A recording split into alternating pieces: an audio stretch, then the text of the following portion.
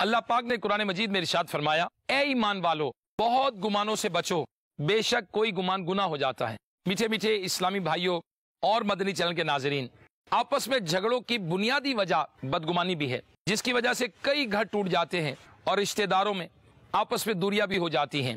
بدگمانی کیا ہے اور یہ کیسے پیدا ہوتی ہے، اور بہت کچھ جاننے کے لیے مدینہ العلمیہ کا 65 صفحات پر مشتمل رسالہ بدگمانی پڑھنا بے حد مفید ہے۔ آئیے آپ کو بتاتے ہیں کہ اس رسالے میں کیا ہے۔